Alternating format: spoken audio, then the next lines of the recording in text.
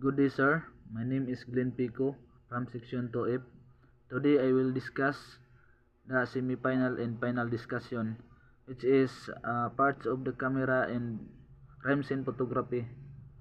First of parts of the camera is shutter button, min dial, mode dial, plus button, lens focus mode switch, lens release button, lens, LCD display, viewfinder, power switch, cross case, erase button, play button, ISO speed, control, shutter button, min dial, on and off switch, full auto exposure, shutter priority, aperture priority, manual mode.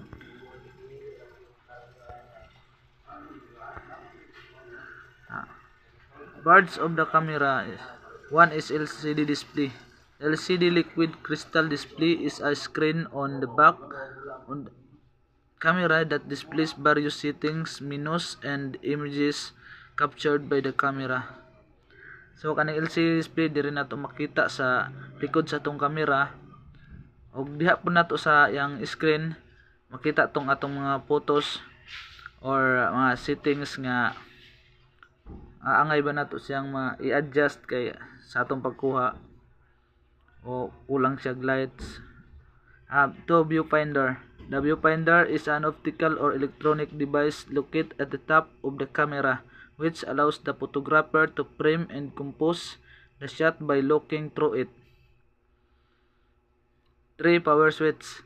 This is a switch used to turn the camera on or off. So kaning 4. Cross case. These are directional buttons typically found on the back of the camera, used for navigating menus, selecting settings, or moving focus points. Erase button. Pressing this button allows you to delete unwanted image from the camera memory card. Erase button is diri nato mo ni ato ang tuplokon kung di nato gustong saka atong gi picture nga atong gi picture. 6. Play button. The play button is used to review image or videos stored on the camera memory card. Sa play button, morning button nga dili nato dili nato tuplokon ning kung gusto nato i-play ang videos or makita nato ang camera nga atong gi picture. 7. Lens. The lens is a crucial component that focuses light onto the camera sensor forming an image. So kaning lens mo ning ang kinahanglan ni siya para sa focus tungod kay para mo pundo yang light. A lens release button. This button is used to detach the lens from the camera body for changing lenses. 9. Plus button. Pressing this button activates the built-in plus or external plus unit attached to the camera. So kaning plus button kasagaran din nato magamit labi na sa mangit-ngit nga atong picture labi na gabi So kinahanglan nato siya. So morning gitawag nga artificial light. 10. Lens focus mode switch. This switch on the lens allows you to select between different focusing modes such as autofocus, EF manual focus, MF or continuous autofocus, EFC. 11. Plus. A plus is a device used to produce burns artificial light to illuminate sign or subjects in low light conditions. So sama sa akong gibanggit kay na sa number 6 ang kaning plus is para mo kuan sa iyahang produce og kaning bands or artificial light. Mode dial. The mode dial allows you to select different shooting modes such as automatic, manual, aperture priority, shutter priority, and scene modes. 13. Min dial. The min dial is typically located near the shutter button and is used to adjust settings such as aperture, shutter speed, or exposure compensation depending on the shooting mode. Shutter button. The shutter button is pressed to take a photograph. Half pressing the button typically activates autofocus, and fully pressing it captures the image. 15. Manual mode. A shooting mode on a DSLR camera where the photographer has full control over both the aperture and shutter speed settings, allows for precise adjustment of exposure. 17. Shutter priority mode. A shooting mode on a DSLR camera where the photographer selects the desired shutter speed on the camera, automatically adjusts the aperture to achieve the proper exposure. 18. Auto exposure mode. A shooting mode on a DSLR camera where the camera automatically adjusts both the aperture and shutter speed settings to achieve the proper exposure. 19. Last number is full auto mode. A shooting mode on the DSLR camera where the camera automatically selects all exposure settings including aperture, shutter speed, and ISO, as well as other settings like focus and white balance. Crime scene photography. Crime scene photography in modern scientific crime detection.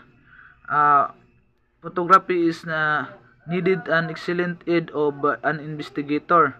The investigator could not just rely on the memories and therefore need an artificial recorder for him to remember all things and facts that he had investigate. Aside from the notes of the investigator, he needs a camera because there are things which require accurate descriptions of subjects or objects being investigated. Hence, photographs will serve the purpose. The first application of photography in law enforcement was confined the problem of personal identification. The photographs of the criminal were taken and used to supplement the classification made under the Bertillon system of personal identification. Crime scene. A place where the crime was perpetrated and the physical evidence found thereat. Objectives of crime scene photography. One is to produce a pictorial record of everything regarding the crime. Two is to help in keeping the police officer memory accurate as possible as to where he finds things. Three is to help in ensuring or obtaining confession, description, and information to the case. Importance of crime scene photography. Number 1 is for identification of persons, documents, fingerprints, shoes prints, and splashes of blood. 2. Preservation of evidence in court. 3. Describe better than words. 4. Proves statement. 5 is records things you may fail rather to notice. Note, upon arrival in the crime scene, photograph the whole area before anything is moved. Take shots from different angles to show the whole area. 5 legal methods of preserving the crime scene. 1 is photograph, sketching, notes, taking of description, mannequin method, molding and casting, preservation in the mind of the witness. Basic importance of crime scene photography. Replace money, memory die, preserve the time and event, save money and effort. Importance of photography in law enforcement. 1. The utmost use of it is record purpose. Photography will record the scene of the crime permanently. To photograph can preserve all perishable evidence like contusions in the cases. What are the basic requirements of a photograph admitted as evidence in court? No matter how extensive and photographic efforts are the crime scene, photograph must stand and test of legal admissibility.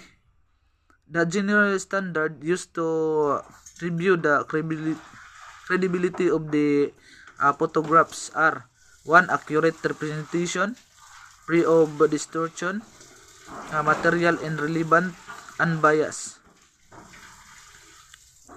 Roles in the presentation of photographic evidence: consistency, clarify, and clarity and scale. What are the kind of photographs to be taken at the scene of the crime? Overall and overview photographs. Photographs of the deceased. Photographs of articles of evidence. Special techniques. Photograph of the environs. Photographs of the body after removal. Photographing the body after removal for identification of the victim. SOP in crime scene photography. Obtain photographs of the crime scene early in the investigation, preferably before anything was been moved. Photograph from several angles so that proper dimension may be shown. When dimensions are important, use short of scale ruler in the photography so that enlargement or reduction may be measured. Record in your note data concerning the photographs, including directions and distances from the principal objects in the scene. Sketches may be helpful also for special equipment called on the laboratory.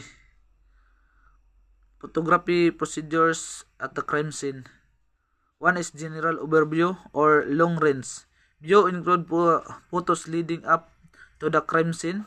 Example, from exterior to interior of a structure, and also include the entrance, exits. The purposes of the overview photographs are to show the scene exactly as it was when I first saw it. To medium view or mid-range. Views use relationships between evidence relations of internal structures. Close-up view, extreme close-up. Taking photographs of a specific crime scene. 1 is suicide by hanging. Strangulation is the most common type of suicide. But investigator must not assume that the victim found hanging on due to suicide. Photographs the subject at a distance at a poor views, showing the full body in then move in close to show the knot in the bruises mark. Note: do not untie the knot, just cut it. Berto suicide by shooting. Photographs both entrance and exit wounds. It must kiss. Exit wound is larger than entrance wound. 3. Homicide kiss. When photographing in the scene, the forensic photographer relates what he has seen and defends before the court during trial. 4. Photographing corpse. In photographing corpse on the scene, several pictures of the condition at the time of discovery, including the environment of the corpse, must be taken. Robbery case. Photograph the general view of the crime scene. The point of entry begins with a distant shot and works into. 6. Offense. The crime of rape may be taken as typically type of offense. There must be written permission from the victim. The photographs must be taken in the presence of their parents or guardian or medical legal officer. Arson, the photographer should be the first man to arrive at the scene so that he will be able to begin photographing the scene. Before the fire trucks arrive, we should have his photographic equipment ready to start shooting immediately. It is road and traffic accidents. Avoid the necessary surroundings and objects that are not pertinent to the case. B. See through driver eye. Photography should be taken from the eye level of the driver. If there are witnesses, a photograph should be taken at the level from the spot where they have seen the incident. C.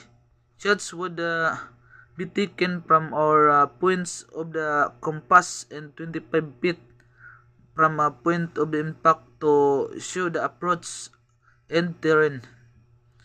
D.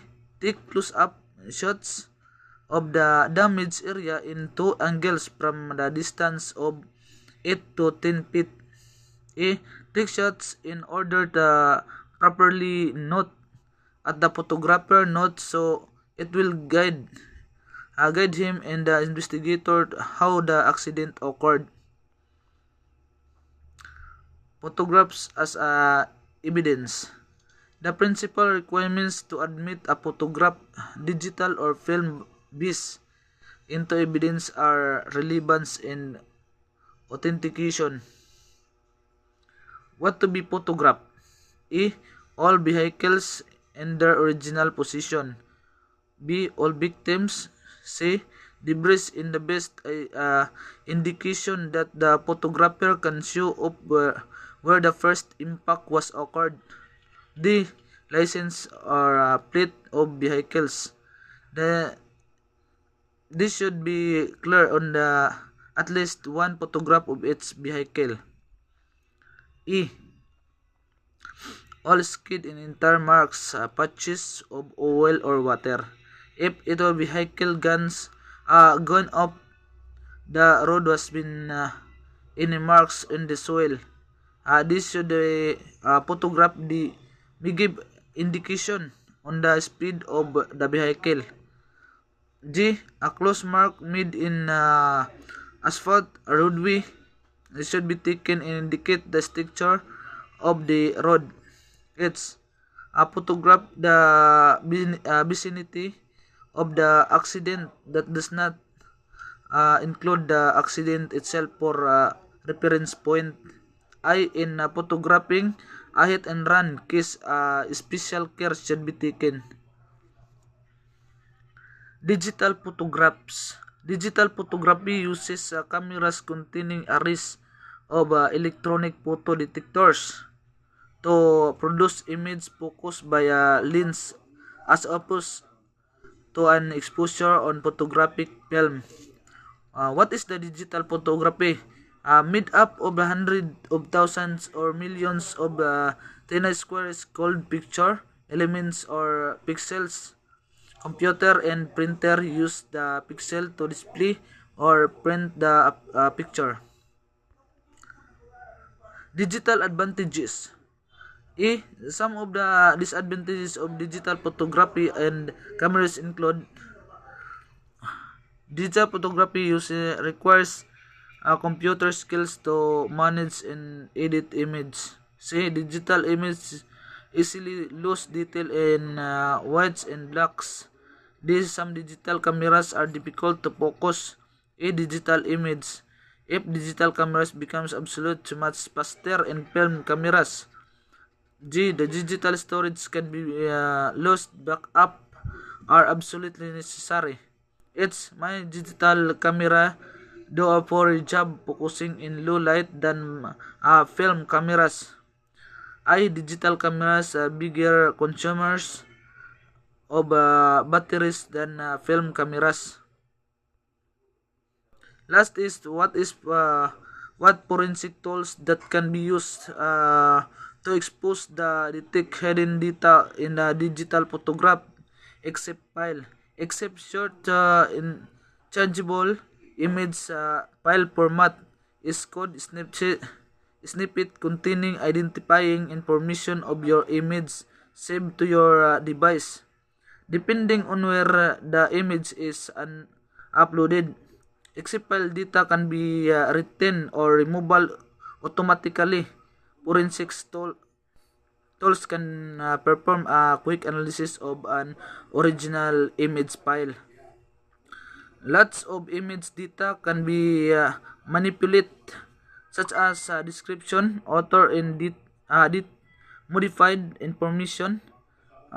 Many photographers may do this to preserve the originality of their works or for webmaster to reduce site loads as except file information will be taken in considerable storage space. That would be all, sir. Thank you.